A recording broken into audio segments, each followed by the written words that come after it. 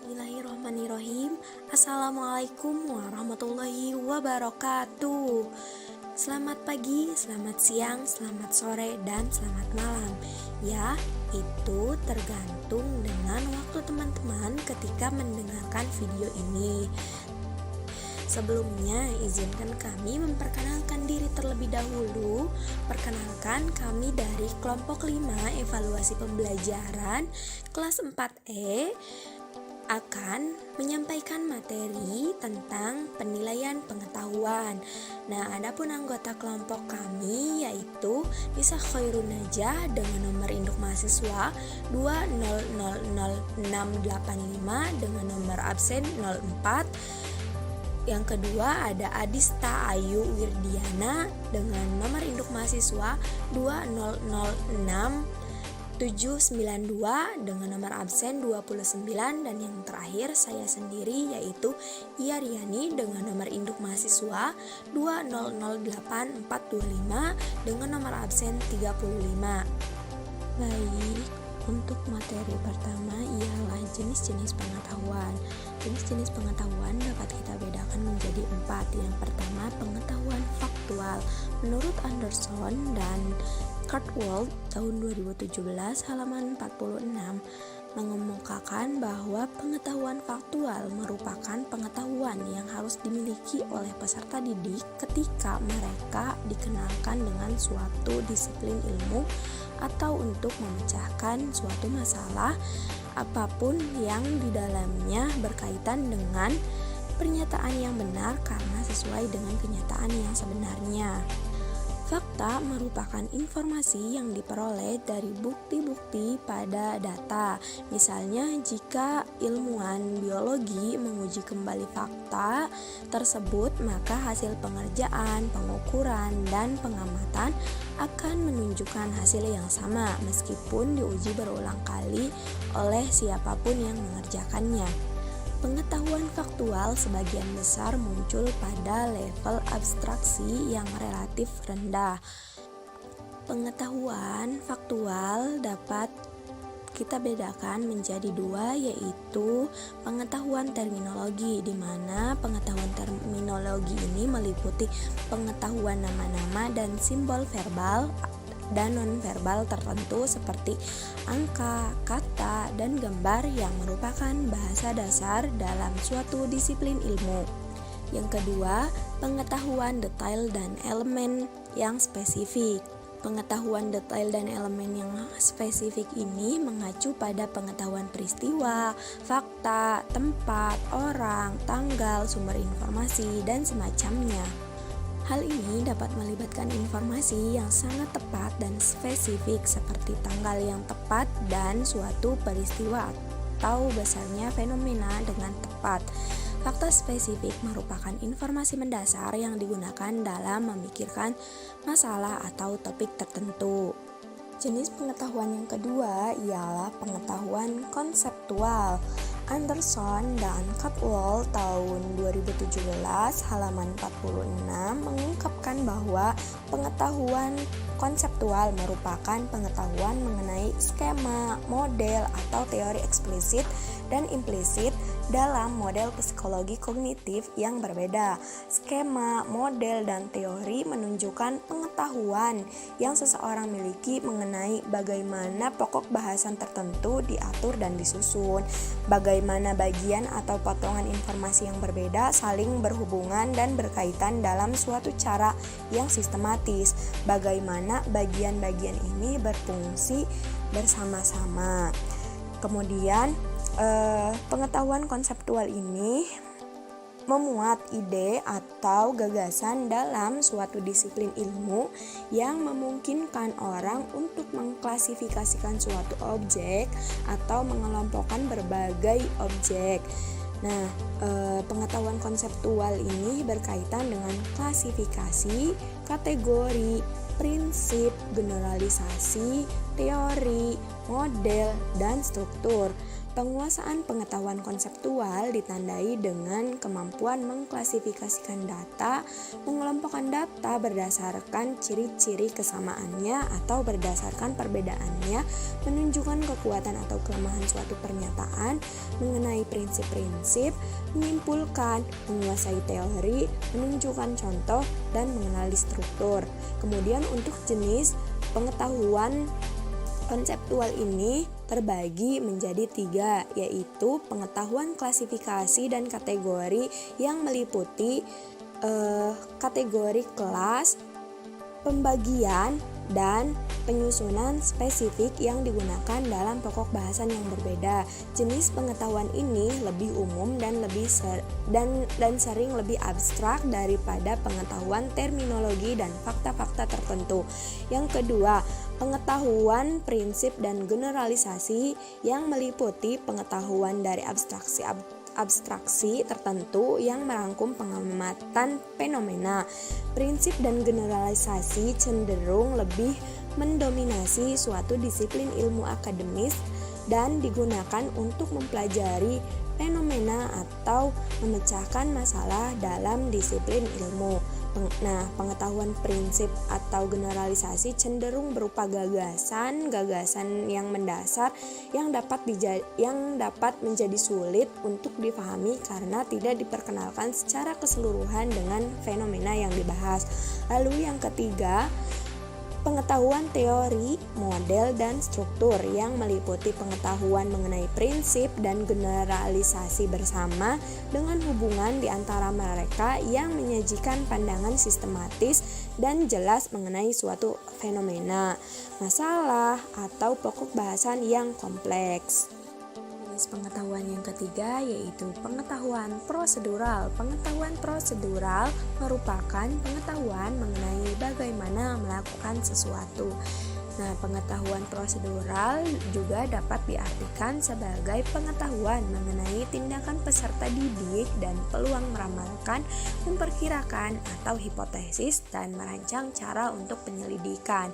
Prosedur dapat diartikan sebagai tahap demi tahap dari suatu proses untuk mencapai hasil yang diharapkan. Menurut Anderson dan Caldwell tahun 2001 halaman 46, pengetahuan prosedural meliputi 3 subjenis, yaitu yang pertama pengetahuan tentang keterampilan dalam bidang tertentu. Pengetahuan prosedural dapat diungkapkan sebagai suatu rangkaian langkah-langkah yang secara kolektif dikenal dengan prosedur. Kadangkala langkah-langkah tersebut diikuti perintah yang pasti. Di waktu yang lain, keputusan-keputusan harus dibuat mengenai langkah mana yang harus dilakukan selanjutnya.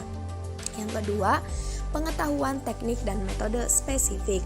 Pengetahuan teknik dan metode spesifik suatu objek meliputi pengetahuan yang secara luas merupakan hasil dari konsensus, persetujuan atau norma-norma disipliner daripada pengetahuan yang lebih langsung merupakan suatu hasil observasi, eksperimen, atau penemuan.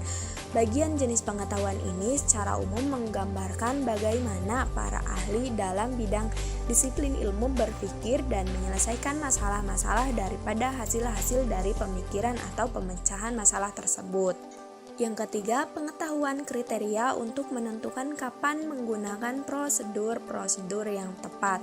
Sebelum terlibat dalam suatu penyelidikan, peserta didik diharapkan dapat mengetahui metode-metode dan teknik-teknik yang telah digunakan dalam penyelidikan yang sama. Mereka diharapkan dapat menunjukkan hubungan-hubungan antara metode-metode yang dilakukan oleh peserta didik lain. Jenis pengetahuan yang terakhir ialah pengetahuan metakognitif. Pengetahuan metakognitif adalah pengetahuan mengenai kesadaran secara umum, sama halnya dengan kewaspadaan dan pengetahuan tentang kesadaran pribadi seseorang. Penekanan kepada peserta didik untuk lebih sadar dan bertanggung jawab terhadap pengetahuan dan pemikiran mereka sendiri. Perkembangan peserta didik akan menjadi lebih sadar dengan pemikiran mereka sendiri, sama halnya dengan lebih banyak mereka mengetahui kesadaran secara umum. Dan ketika mereka bertindak dalam kewaspadaan ini, mereka akan cenderung belajar lebih baik. Dengan demikian, apabila kesadaran tersebut terwujud, maka peserta didik dapat mengawali proses berpikirnya dengan merancang, memantau, dan menilai apa yang dipelajari. Pengetahuan metakognitif dapat dibedakan menjadi 3 sebagai berikut, yaitu 1. Pengetahuan strategi. Pengetahuan strategi adalah pengetahuan strategi umum untuk mempelajari, memikirkan, dan menyelesaikan masalah. Contohnya, pengetahuan perluasan strategi, misalnya menguraikan dengan kata-kata sendiri dan menyimpulkan, dan pengetahuan jenis-jenis strategi organisasi dan perencanaan. Yang kedua, pengetahuan tentang tugas-tugas kognitif. Pengetahuan ini meliputi pengetahuan yang membedakan tugas-tugas kognitif dengan tingkat kesulitan sedikit atau banyak, dapat berbentuk sistem kognitif atau strategi kognitif. Contohnya, pengetahuan buku sumber yang sulit dipahami dibandingkan buku teks biasa. Pengetahuan tugas memori sederhana, misalnya mengingat nomor telepon dan lain-lain. Yang ketiga, pengetahuan itu sendiri. Pengetahuan ini meliputi kekuatan atau kelemahan dalam hubungannya dengan pengertian dan pembelajaran. Misalnya, peserta didik yang mengetahui bahwa tes itu lebih mudah bentuknya pilihan ganda daripada uraian, karena mereka memiliki pengetahuan sendiri dalam memilih keterampilan penilaian. Definisi penilaian pengetahuan tertulis. Penilaian pengetahuan atau kognitif adalah penilaian yang dilakukan guru untuk mengukur tingkat pencapaian atau penguasaan peserta didik dalam aspek pengetahuan yang meliputi ingatan, hafalan, pemahaman, penerapan, analisis, sintesis, dan juga evaluasi. Ranah kompetensi pengetahuan ada 6 jenjang proses berpikir, yaitu yang pertama ada pengetahuan hafalan atau knowledge. Pengetahuan hafalan ini merupakan kemampuan seseorang untuk mengingat kembali atau mengenal kembali tentang nama, istilah, ide, gejala, nama-nama, dan sebagainya tanpa mengharapkan kemampuan untuk menggunakannya. Dan yang kedua ada pemahaman atau comprehension. Pemahaman atau comprehension ini adalah kemampuan seseorang untuk mengerti atau memahami sesuatu setelah sesuatu itu diketahui atau diingat. Dengan demikian, memahami yaitu mengetahui tentang sesuatu dan dapat melihatnya dari berbagai aspek. Dan yang ketiga ada penerapan atau application. Penerapan atau aplikasi ini adalah kesanggupan seseorang untuk menerapkan atau menggunakan ide-ide umum, tata cara ataupun metode-metode, prinsip-prinsip, rumus-rumus, teori-teori, dan sebagainya dalam situasi yang baru dan konkret. Dan yang keempat ada analisis. Analisis yaitu kemampuan seseorang untuk merinci atau menguraikan suatu bahan, keadaan menurut bagian-bagian yang lebih kecil dan mampu memahami hubungan di antara bagian-bagian atau faktor-faktor yang satu dengan faktor-faktor yang lainnya. Dan yang kelima ada sintesis. Sintesis ini yaitu kemampuan berpikir yang merupakan kebalikan dari proses berpikir, analisis. Sintesis ini merupakan suatu proses yang memadukan bagian-bagian atau unsur-unsur secara logis sehingga menjelma menjadi suatu pola yang berstruktur atau berbentuk pila baru.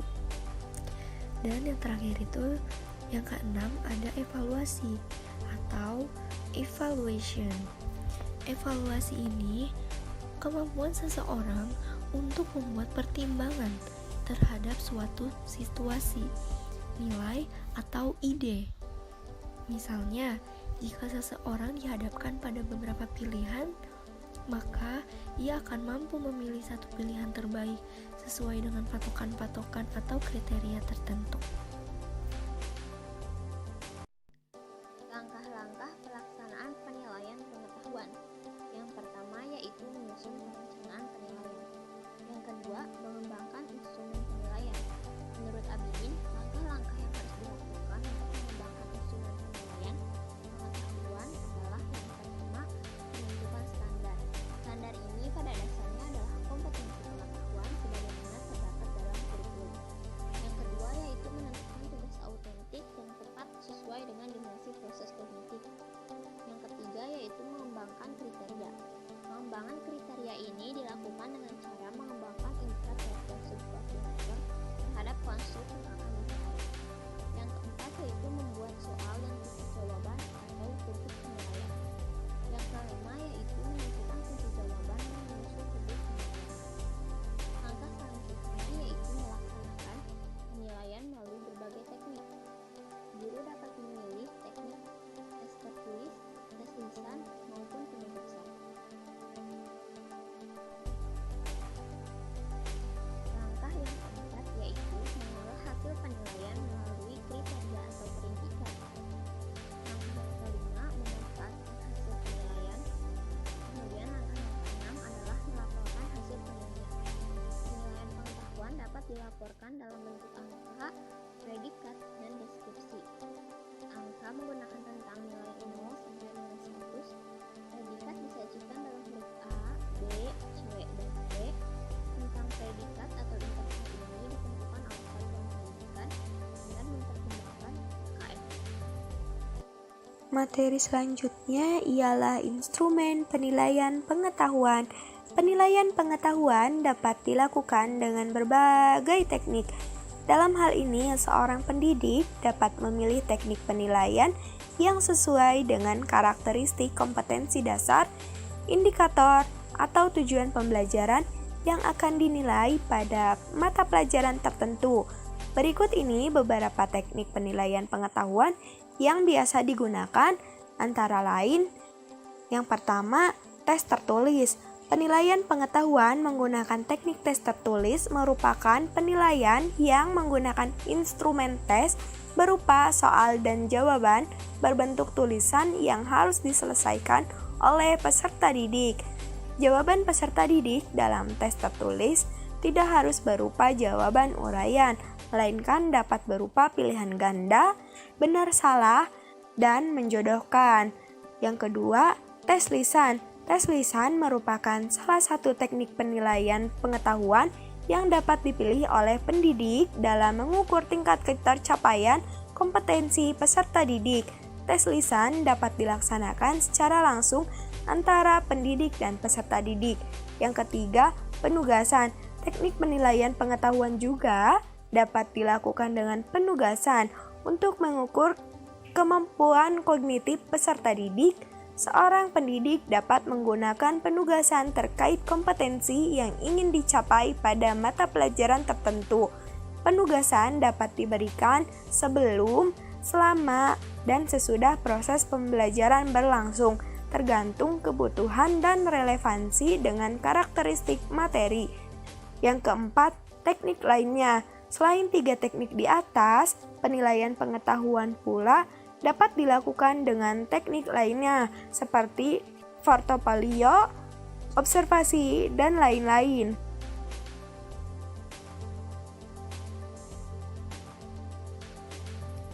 Prinsip-prinsip penyusunan tes tertulis. Menurut Abidin, ada beberapa prinsip yang perlu diperhatikan dalam menyusun tes tertulis. Yang pertama, tes harus dapat mengukur apa-apa yang dipelajari dalam proses belajar mengajar sesuai dengan tujuan instruksional yang tercantum dalam kurikulum yang berlaku. Yang kedua, tes yang tersusun benar-benar mewakili bahan yang telah dipelajari. Yang ketiga, tes hendaknya disesuaikan dengan aspek-aspek tingkat belajar yang diharapkan. Yang keempat, tes hendaknya disusun sesuai dengan tujuan penggunaan tes itu sendiri.